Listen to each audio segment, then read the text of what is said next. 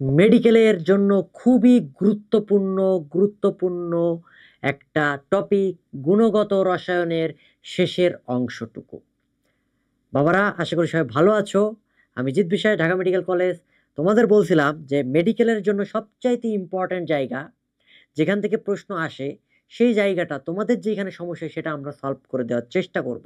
এই যে আমাদের হাতে খুব বেশি আর টাইম নাই, এই কারণে খুব কম সময়ের মধ্যে যেন এই 20 থেকে 25 পৃষ্ঠা তোমাদের মুখস্থ হয়ে যায়, সেই কাজটাই করব। তুমি জাস্ট ক্লাসটার সাথে থাকো এবং জাস্ট দেখতে থাকো যে কিভাবে আমি তোমাকে মনে রাখাই দিতেছি। ক্লাসের পড়া ক্লাসে হয়ে যাবে, জাস্ট গিলাই দিব, তুমি জাস্ট পরীক্ষায় গিয়ে আনসার করে দিয়ে চলে আসবা।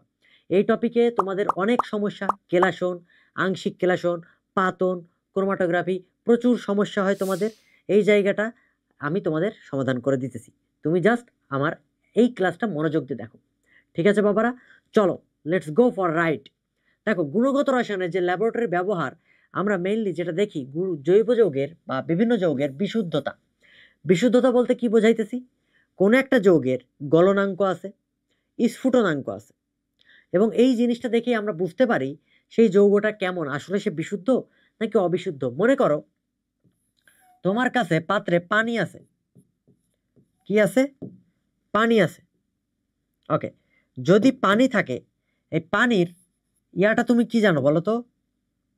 পানির ক্ষেত্রে কি হলো, হ্যাঁ, পানির স্ফুটনাঙ্ক তুমি জানো 100 ডিগ্রি সেন্টিগ্রেড, এটা তোমার মুখস্থ। তাহলে এইখানে 100 ডিগ্রি চাইতে যদি কমে যায় বা বেড়ে যায়, তাহলে বুঝতে পারবা নিশ্চয়ই এর মধ্যে ভেজাল আছে। ব্যাপারটা এরকম, মনে করো তোমার কাছে একটা পাত্র আছে, এই পাত্রের মধ্যে কিছু তরল পদার্থ আছে, তুমি জানো না জিনিসটা কি। তুমি ফার্স্টে কি করলা, এইখানে তাপ দিলা, কি করলা? আগুন ধরাই দিলা, আগুন ইমোজি, তাই না? আগুন ধরাই দিছো। যখন আগুন ধরাই দিছো, তাপ দিছো, তুমি দেখতে পাইছো এটা 78.3 ডিগ্রি সেন্টিগ্রেড হচ্ছে এর স্ফুটনাঙ্ক। তুমি জানো না আসলে কি। এখন তুমি কি করছো, এর মধ্যে যখন কি করছো, ইথানল দিছো, কি দিছো বলো? Ethanol, C2H5OH। তুমি যখন এর মধ্যে ইথানলটা দিছো এবং তাপ দিছো, তখনও দেখো তার স্ফুটনাঙ্ক আছে 78.3 ডিগ্রি সেন্টিগ্রেড। এখন তুমি বলো তো, কোনো একটা যৌগ মেশানোর পরে এর স্ফুটনাঙ্ক চেঞ্জ হওয়া উচিত ছিল কিনা? অবশ্যই ছিল, কিন্তু চেঞ্জ হয় নাই। দ্যাট মিনস এইখানে যেই জিনিসটা আছে সেটা অবশ্যই ইথানল। পানির মধ্যে যদি পানি মিশাও, তাহলে স্ফুটনাঙ্ক 100 ডিগ্রি বাদে কি 250 ডিগ্রি বা 98 ডিগ্রি এমন কিছু হবে? পানির মধ্যে পানি মিশাইলে স্ফুটনাঙ্ক তো 100 ডিগ্রি হবে, তাই না? তাহলে তুমি ইথানল মিশানোর পরেও যদি 78.3 ডিগ্রি পাও, তাহলে নিশ্চয়ই বুঝতে পারছো ঘটনাটা এখানে বিশুদ্ধ যৌগটাই ছিল। এখন তুমি চিন্তা করো, কোন একটা যৌগ ছিল, তুমি তার তাপমাত্রা বা স্ফুটনাঙ্ক পাইছো কত, 85 ডিগ্রি সাপোজ, এবং তুমি এখানে ইথানল মিশাইছো। ইথানল যদি মিশাও, C2H5OH, ইথানল মিশাইলে তুমি তার স্ফুটনাঙ্ক দেখছো 78 ডিগ্রি চলে গেছে। তাহলে কিন্তু এটা বিশুদ্ধ যৌগ ছিল না। ইথানল মিশানোর পরে আবার ঝামেলা পাকাই ফেলছো তুমি, তাই না? তাহলে যখনই দেখতেছো মিশানোর পরে জিনিসটা সেম আছে, তাহলে ওটা বিশুদ্ধ যৌগ। ক্লিয়ার কিনা? তাহলে জৈব যৌগের বা যে কোনো যৌগ, জৈব হোক অজৈব হোক, তার বিশুদ্ধতার কিছু মানদণ্ড আছে। ওকে, এই যে কেলাসন থেকে ক্রোমাটোগ্রাফি, জিৎ বাবার ইল্লাম টিগাটি নিয়মে তোমাদের শিখাই দিব, চিন্তার কোনো কারণ নাই। তাহলে আমরা যেটা দেখতেছি, কি দেখতেছি, হ্যাঁ, এই যে একটু দেখি, বড় করে দিই, দেখা যায়? ওকে, দেখা যাচ্ছে। এখন দেখো, আহ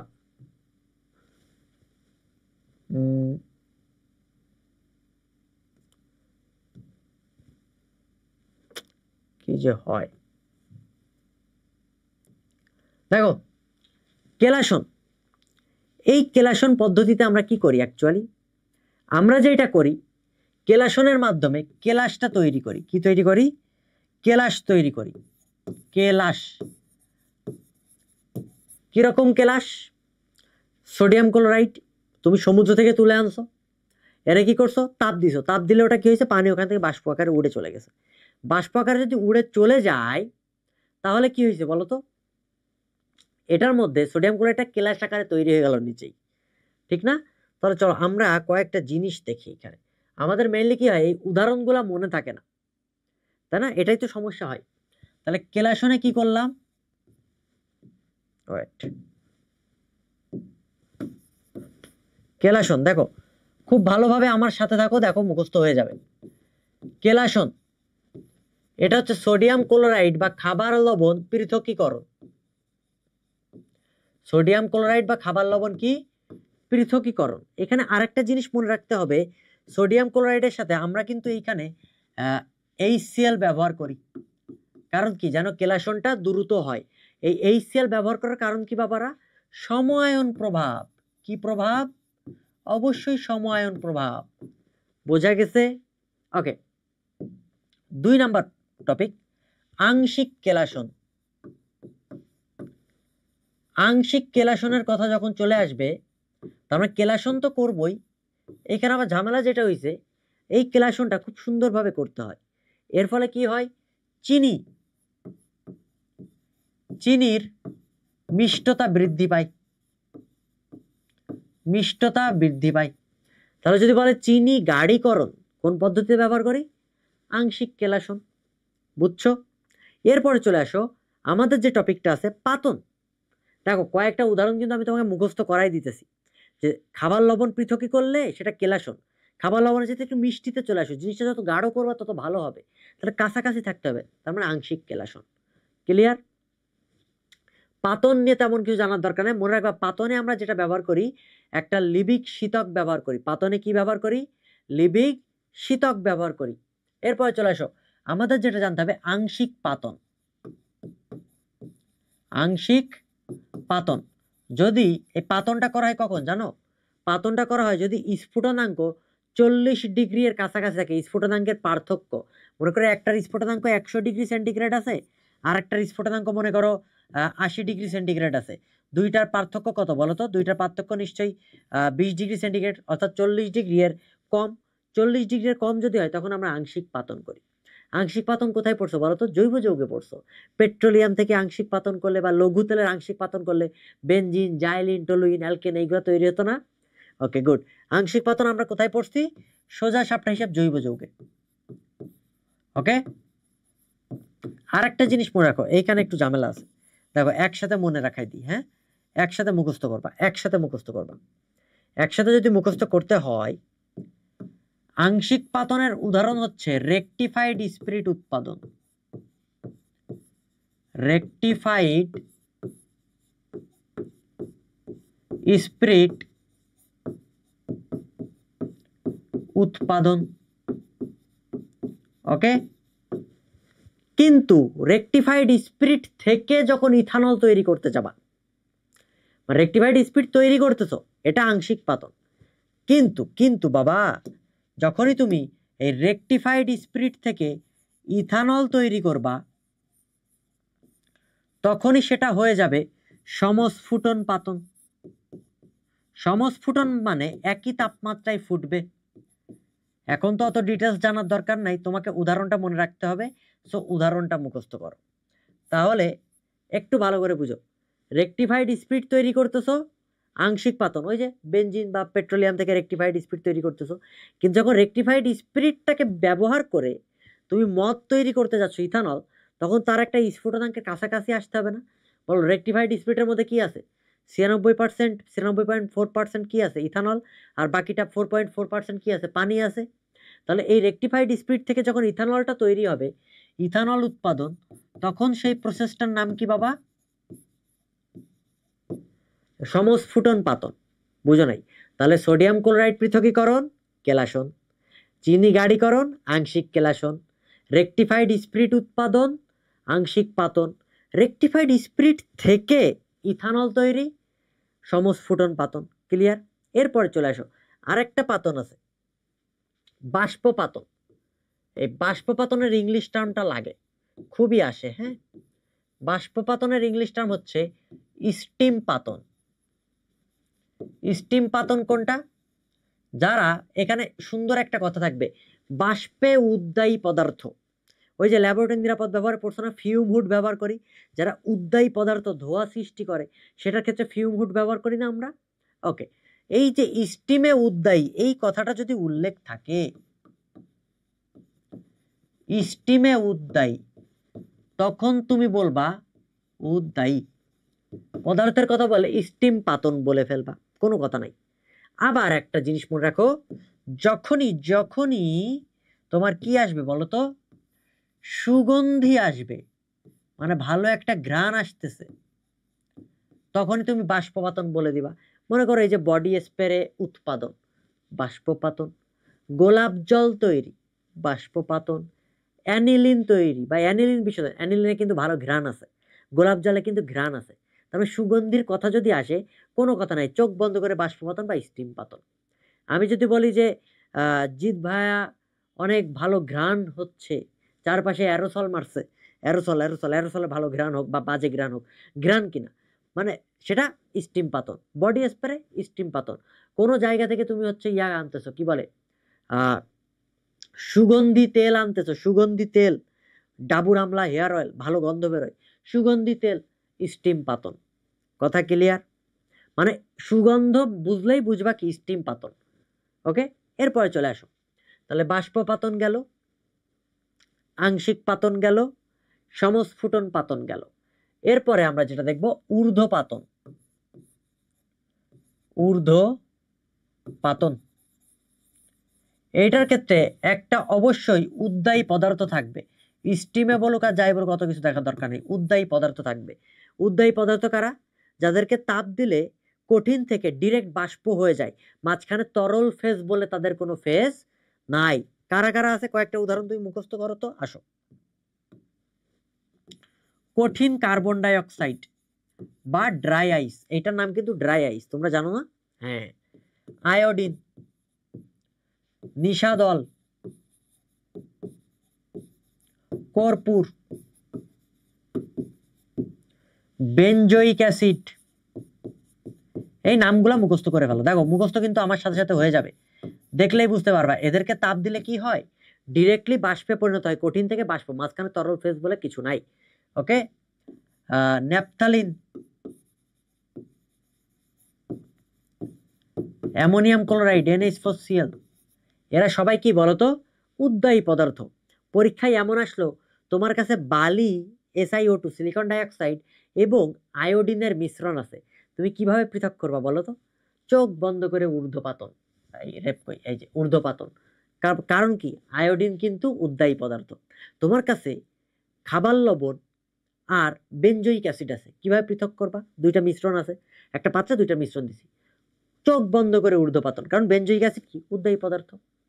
বোঝা গেছে? তাহলে ঊর্ধ্বপাতন গেল, বাষ্পপাতন গেল, স্টিম পাতন গেল। এরপরে চলে আসো দ্রাবক নিষ্কাশন। দ্রাবক নিষ্কাশন, কোনো কথা নাই, এটা আবার দুই রকম আছে। একটা তরল পদার্থ থেকে দ্রাবক নিষ্কাশন, কোন পদার্থ থেকে? তরল পদার্থ থেকে। আর একটা আছে কঠিন পদার্থ থেকে দ্রাবক নিষ্কাশন। এই কঠিন পদার্থ যেটা, এই কঠিন পদার্থ যেটা, সেইটার পদ্ধতির নাম হচ্ছে সকসলেট নিষ্কাশন বা সকসলেট পদ্ধতি। ঠিক যেই যেই কথাগুলো মুখ দিয়ে বলতেছি প্রত্যেকটা এক একটা MCQ, প্রত্যেকটা মেডিকেলে আসার মতো মেডিকেলে আসবে এবং তোমাদেরও ক্লাসের সাথে সাথে মুখস্থ হয়ে যাবে, ঠিক আছে? তাহলে কঠিন পদার্থ থেকে দ্রাবক নিষ্কাশন করাকে বলা হয় সকসলেট পদ্ধতি বা সকসলেট নিষ্কাশন। চোখ বন্ধ করে তুমি একটা জিনিস মনে রাখবা, ভোজ্য তেল মানে যে কোনো তেল, হ্যাঁ যে কোনো তেল, পুঁটি মাছের তেল, কড লিভার তেল বা তোমার তেল, আমার তেল, জাত তেল, সবার তেল, দ্রাবক নিষ্কাশন। নারিকেল তেল নিষ্কাশন, দ্রাবক নিষ্কাশন। বিভিন্ন জায়গা থেকে ভোজ্য তেল নিষ্কাশন, দ্রাবক নিষ্কাশন। সুগন্ধি তেল বললে আবার আলাদা জায়গায় চলে যাবে, কিন্তু যে কোনো তেলের কথা যদি বলে আমরা চোখ বন্ধ করে বাবারা দ্রাবক নিষ্কাশন উদাহরণ উত্তর তাকাই দিব। কথা বুঝছো কিনা? আশা করি ক্লিয়ার। চলো আমরা একটু বইতে চলে যাই আবার। এই যে এইখানে দেখো আমাদের এই যে কেলাসনের কথা বলা আছে, কেলাসনের মধ্যে এই যে যদি বলি কোন কোন দ্রাবক ব্যবহার করা হয় এইটা একটু দেখলা। এইখানে দেখো এই যে খাদ্য লবণ বা বিশুদ্ধ সোডিয়াম ক্লোরাইড তৈরি করা, এটা কিন্তু কেলাসনের উদাহরণ, বইতে দেওয়া আছে। বইটা খুললেই তুমি আমার সাথে এই, এটা তো জুম করলে দেখা যাচ্ছে না, সো তুমি বই খুললেই আসলে উদাহরণগুলো দেখতে পাবা। এই পড়ার সাথে তুমি পৃষ্ঠা উল্টাবা, দেখবে এগুলো চলে আসছে। এরপরে আমি তোমাকে MCQ সলভ করে দেখাই দিব, দাঁড়াও। কোনো চিন্তার কারণ নাই। এবং এইখানে একটা HCl ব্যবহার করি, আমরা বলছিলাম এই দেখো বিশুদ্ধ HCl এর জন্য HCl কেন ব্যবহার করি? সম আয়ন প্রভাব, অলরেডি বলছিলাম সম আয়নের জন্য আমরা HClটা ব্যবহার করি, রাইট? আচ্ছা, লেখাটা আসলে বোঝাচ্ছে না, তুমি বই বের করলে হাজারি নাকসার বই আছে, বইটা বের করলেই দেখতে পাবা। এরপরে চলে আসো আংশিক কেলাসন। অলরেডি আমরা উদাহরণ বলে দিছি, দেখো এখানে চিনির কথা বলা আছে। চিনি মিষ্টতা বৃদ্ধি পাবে, নট চিনি পৃথকীকরণ। চিনিকে পৃথক করবো তো কেলাসন, পৃথককরণ কেলাসন, কিন্তু চিনি গাঢ়ীকরণ বা খাবার লবণের নোনতা স্বাদ বৃদ্ধিকরণ আংশিক কেলাসন। ওকে, পাতন নিয়ে তেমন কিছু জানার দরকার নাই। পাতনে জাস্ট একটা জিনিস জানবা, এখানে লিবিক শীতকটা ব্যবহার করা হয়, লিবিক শীতক। তাহলে লিবিক শীতক কই ব্যবহার করা হয়? পাতনে ব্যবহার করা হয়।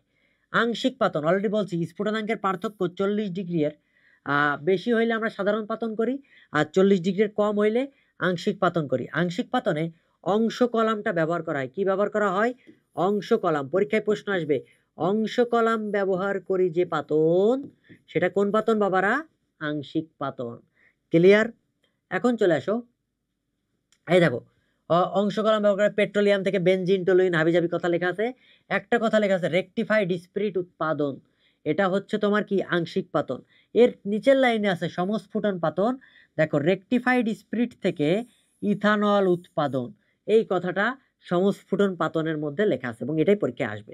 বোঝা গেছে? এটাই কিন্তু পরীক্ষায় আসবে। এরপর চলে আসো বাষ্পপাতন বা স্টিম পাতন। অলরেডি একটা কথা বলছি, সুগন্ধি কথাটা থাকবে বা স্টিমে উদ্দায়ী এই কথাটা থাকবে। এই দুইটা কথা যে কোনো একটা কথা যদি তুমি পাও, তুমি চট করে দাগিয়ে দিবা ইল্লাম টিকাটি করে যে স্টিম পাতন। যদি তুমি এই উদ্দায়ী কথা বা সুগন্ধি তেলের কথা না পাও, তাহলে তুমি স্টিম পাতন দাগাইতে পারো, তাহলে কিন্তু মারাকে গাছে উঠে যাবা।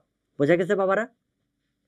এই দেখো স্টিম পাতন, সুগন্ধ পুষ্প, গোলাপ জল, ইউক্যালিপটাসের পাতা থেকে তেল মানে সুগন্ধি তেল নিষ্কাশন, অ্যানিলিনের বিশোধন, একটু আগে বলছিলাম না, প্রত্যেকটা কথা কিন্তু বলছে, এখানে লেখা আছে। এরপর চলে আসো ঊর্ধ্বপাতন। অলরেডি বলছি উদ্দায়ী পদার্থ থাকবে। কে কে আছে? কর্পূর, ন্যাপথলিন, আয়োডিন, বেনজোইক অ্যাসিড। এছাড়াও আমি আরো অনেকগুলোর নাম লিখে দিছি, যেটা এই বইতে নাই, সেইগুলোর নামও কিন্তু আমি লিখে দিছি। সো তোমার চিন্তার কোনো কারণ নাই। ওকে, পরীক্ষায় এমন আসলো, মনে করো সিলিকন ডাইঅক্সাইড আছে প্লাস আয়োডিন আছে, তুমি কেমনে পৃথক করবা? উত্তর হচ্ছে ঊর্ধ্বপাতন। ওকে, চলো দ্রাবক নিষ্কাশন। অলরেডি একটা কথা বলছি, দ্রাবক নিষ্কাশনের মূলনীতি কি জানো? নার্নস্টের বন্টন নীতি। দ্রাবক নিষ্কাশনের মূলনীতি কোনটা বাবারা?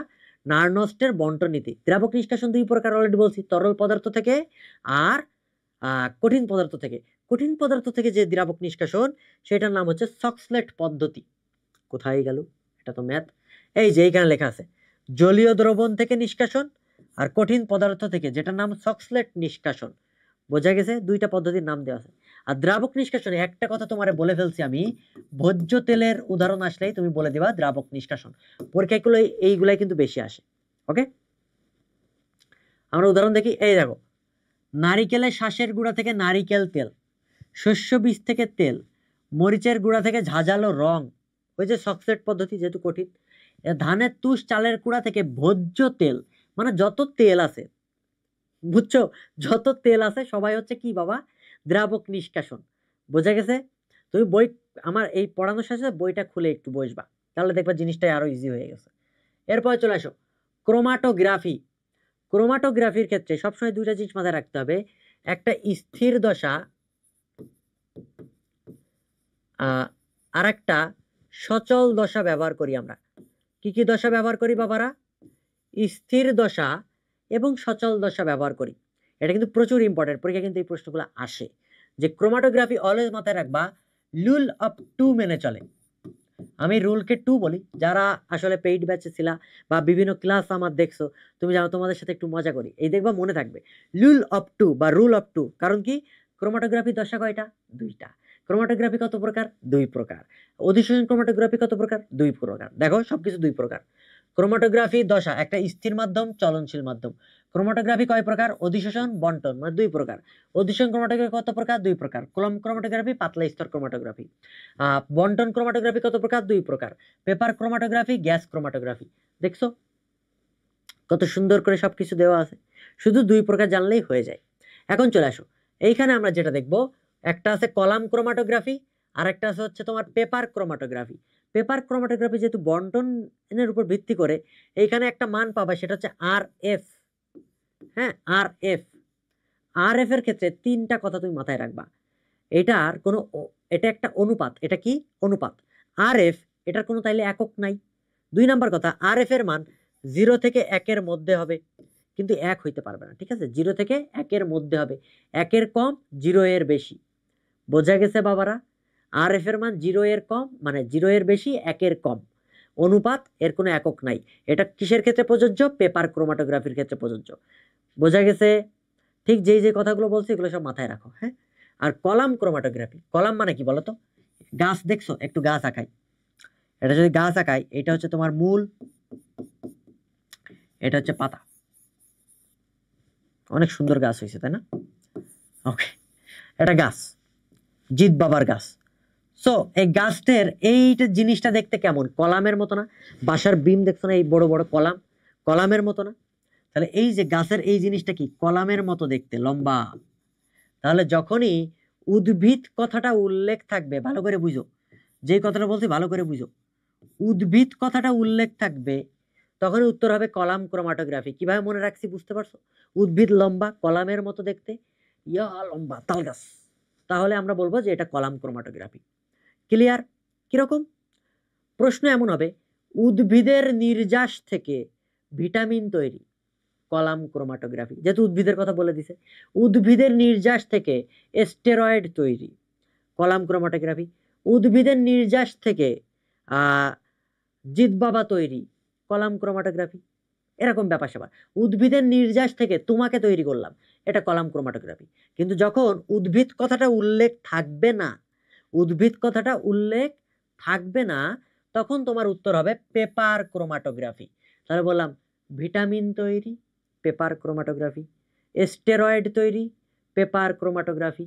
অ্যামাইনো অ্যাসিড তৈরি, পেপার ক্রোমাটোগ্রাফি। জিতবাবা তৈরি, পেপার ক্রোমাটোগ্রাফি। তোমাকে তৈরি করলাম, পেপার ক্রোমাটোগ্রাফি। বুঝতে কি পেরেছো?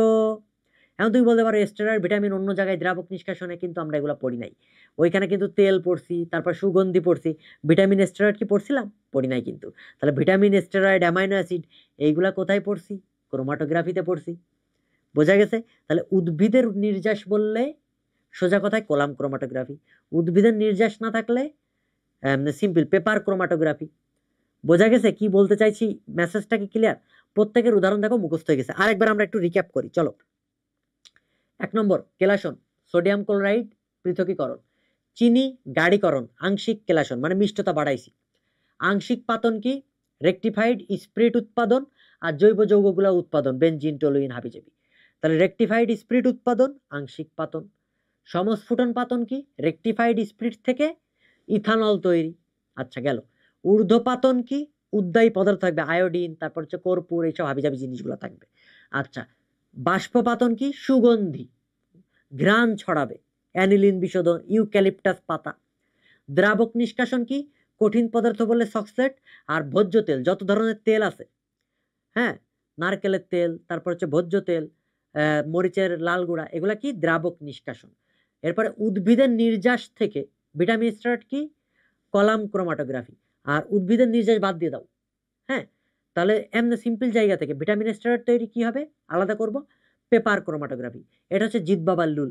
আসো এখন দেখো, আমরা একটু কয়েকটা এমসিকিউ সলভ করি, তাহলে জিনিসটা বুঝতে ইজি হবে। এই যে কলাম ক্রোমাটোগ্রাফির উদাহরণ দেখো দেওয়া আছে, উদ্ভিদের নির্যাস থেকে। এখানে একটা লাইন আছে ইলিউশন, সংজ্ঞাটা একটু দেখে নিও। কিন্তু তোমাদের মেন যে জায়গাটা সমস্যা হয় সেটা কিন্তু আমরা অলরেডি কভার করার চেষ্টা করছি। আর ক্রোমাটোগ্রাফি নিয়ে কিছু বললেই 2 বসাই দিবা। কত প্রকার? 2 প্রকার। এর দশা কয়টা? 2টা, সব 2 2 2 2 2। হ্যাঁ, এই যে আর এফ এর মান দেখো, এটা 3টা বলে দিছি। এটা একটা অনুপাত, কোনো একক নাই, 1 মানের চাইতে কম, এবং এটা দ্বারা উপাদান শনাক্ত করা যায়। এইখানে দেখো ঢাকা বোর্ডে একটা প্রশ্ন আসছে, ঢাকা বোর্ডে একটা প্রশ্ন আসছে, একটু দেখাই।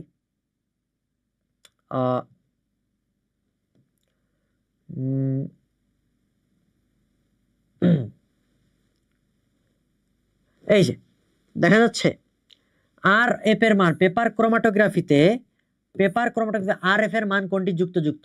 অপশন হয়তো দেখা যাচ্ছে না, অপশনগুলো বলে দিচ্ছি। 0.15 আছে, 1.0 আছে, 2.0 আছে, 1.5 আছে। তাহলে আর এফ এর মান কোনটা হবে? দেখেই বুঝতে পারতেছো 0.15 এটা হবে, কারণ এটা 1 এর চাইতে কম আর 0 এর চাইতে বেশি, তাই না? আর এফ এর মান কি 0 থেকে 1 এর মধ্যে হবে না? তাহলে উত্তর কি হবে? অবশ্যই অবশ্যই অবশ্যই অবশ্যই 0.15 হবে। বোঝা গেছে? আসো আমরা আরো কয়েকটা এমসিকিউ সলভ করা দেখি। এই যে আমাদের অনুশীলনী এমসিকিউ আছে, বোর্ড এমসিকিউ আছে, আমরা একটু দেখি। এখানে একটু যদি দেখাই,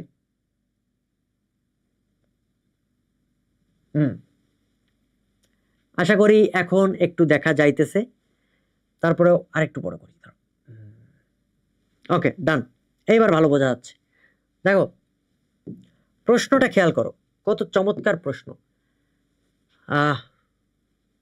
একটু নিচে নামাইতে হবে। এই 109 নম্বর প্রশ্নটা খেয়াল করো। একটি তরল জৈব যৌগে 78.3 ডিগ্রি সেন্টিগ্রেড তাপমাত্রায় ফুটে অল্প ইথানল যোগ করছো এবং স্ফুটনাঙ্ক 78.3 ডিগ্রি আছে। চেঞ্জ কি হয়েছে? চেঞ্জ কিন্তু হয় নাই। কি ছিল তুমি জানো না? ইথানল যোগ করছো, স্ফুটনাঙ্ক চেঞ্জ হয়, তার মানে কি? মূল তরলটি কি ছিল? অবশ্যই অবশ্যই বিশুদ্ধ ইথানল।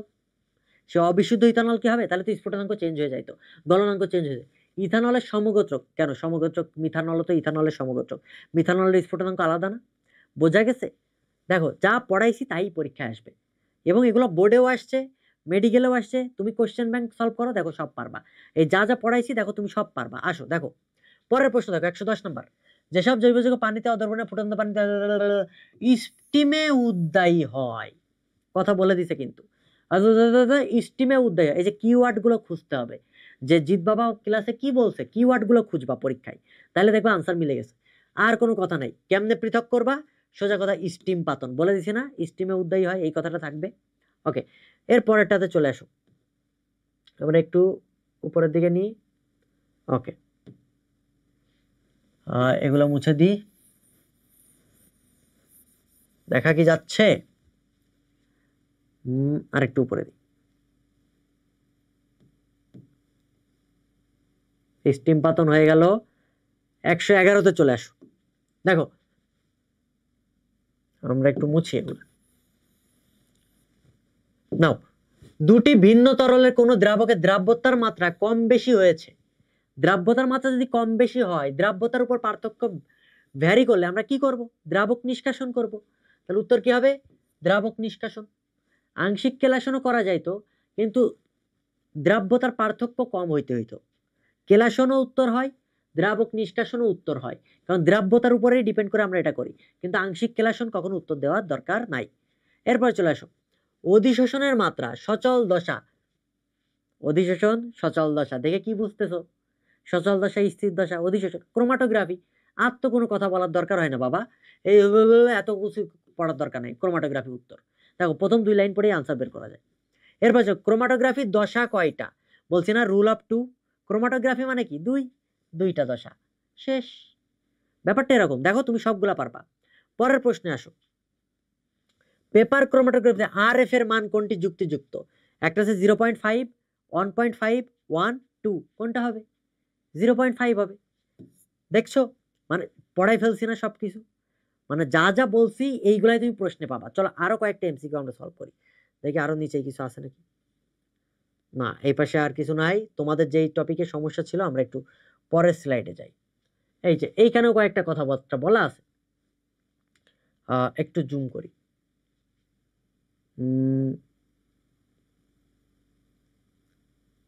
দেখা যায়? আশা করি দেখা যায়। ওকে, দেখো ক্রোমাটোগ্রাফিতে নিচের কোন মূলকটি অধিশোষণের ইয়া হয়? এই জিনিসটা জানার ক্ষেত্রে আগে জানতে হবে অ্যাসিড, তারপরে হয় হচ্ছে তোমার অ্যালকোহল, অ্যাসিড অ্যালকোহল, এরপরে যে বাকি জিনিসগুলো হবে অ্যামিন হবে, তারপরে অ্যালডিহাইড হবে। অ্যালডিহাইড হবে সবার লাস্টে। ওকে, তাহলে দেখো তো কি আছে। এইখানে যেটা আছে, কার্বক্সিলিক অ্যাসিড সবার শুরুতে থাকবে। অধিশোষণ সবচেয়ে বেশি কার? কার্বক্সিলিক অ্যাসিডের। কার্বক্সিলিক অ্যাসিড এটা মাঝখানে আছে, তাহলে এটা হবে না। এটা সেকেন্ড আছে, এটা হবে না। এইটাতে প্রথমে আছে ক নম্বরে। উত্তর তাহলে কি হবে? ক হবে। বোঝা গেছে? কার্বক্সিলিক অ্যাসিড কি সবার সক্রিয়তা না? সক্রিয় বেশি, এটার অধিশোষণ বেশি হবে। এরপরে চলে আসো, দেখো তো 139 নম্বর তুমি পারবা কিনা। প্রশ্ন দেখে তুমি আনসারটা বলে দিতে পারবা। এটা তুমি কমেন্ট করো, দ্রুত দ্রুত কমেন্ট করো, একটু পজ করে কমেন্ট করো, দেখো তুমি পারো কিনা। কোন পদ্ধতিতে ধানের তুষ থেকে ভোজ্য তেল নিষ্কাশন করা হয়? দ্রাবক নিষ্কাশন, ভোজ্য তেলের কথা বলা হয়েছে। এরপরে চলে আসো, আমরা আরেকটু উপরে উঠি। কোনটি অতিরিক্ত অ্যামোনিয়া দ্রবণে দ্রবণীয় হয়? এটা তুমি অলরেডি জানো, এটা হবে কপার। এরপরের প্রশ্নটা দেখো, এটাই লাস্ট। অবিশুদ্ধ বেনজোইক অ্যাসিডকে বিশোধন করবা। বেনজোইক অ্যাসিড কি জিনিস? এটা উদ্বায়ী পদার্থ না? কি হবে? শেষ। ঊর্ধ্বপাতন। ওই এই যে ঊর্ধ্বপাতন, মানে বুঝতে পারছো? তুমি কোশ্চেন সলভ করলে দেখতে পাইছো যে আমি যা পড়াইছি সেগুলাই পরীক্ষায় আসছে, ইভেন মেডিকেলেও এইগুলাই আসবে। সো যা পড়াইছি এবং ঠিক যেভাবে মনে রাখতে বলছি সেটা মনে রাখো। দেখো তোমার এটা মনে থাকে কিনা, এবং সলভও তো করলাম, আমরা প্রশ্ন দেখেও বুঝতে পারলাম। আশা করি তোমার এই টপিকে আর কোনো সমস্যা থাকার কথা না। অ্যাকচুয়ালি এই যে টপিকটা, এটা মানে ইন্টারমিডিয়েটে কেউ পড়ে আসে না, তো আবার অনেকে এটা মানে প্রবলেম ফেস করে যে কেমনে মনে রাখবো, বুঝি না, এত পড়া। আগে তোমাকে বুঝতে হবে কি আসে। তুমি দেখো প্রশ্ন সলভ করে দিলাম না, এবং তোমাকে মনে রাখার টেকনিকও দিয়ে দিলাম না, 3-4 বার করে একই জিনিস 2বার করে পড়াই দিলাম। তুমি দেখো এখন মনে থাকে কিনা। ঠিক আছে, সবাই ভালো থাকো, সুস্থ থাকো, এবং অন্তত একটু জানাও যে তোমার এটা আসলে হেল্পফুল হচ্ছে কিনা। না হলে তুমি যে সমস্যাটা জানাচ্ছ এবং আমি সর্বোচ্চ চেষ্টা করছি তোমাকে মনের মুখস্থ রাখানোর। ঠিক আছে, ক্লাসের পড়া ক্লাসেই হয়ে যাবে। ঠিক আছে বাবারা, সবাই সুস্থ থাকো, ভালো থাকো, এবং পরীক্ষা একটা ভালো একটা পরীক্ষা দিয়ে আসতে হবে। কেমিস্ট্রিতে 25-এর মধ্যে তুমি ন্যূনতম 23 কারেক্ট করে চলে আসতে হবে। ঠিক আছে, সবাই ভালো থাকো, সুস্থ থাকো।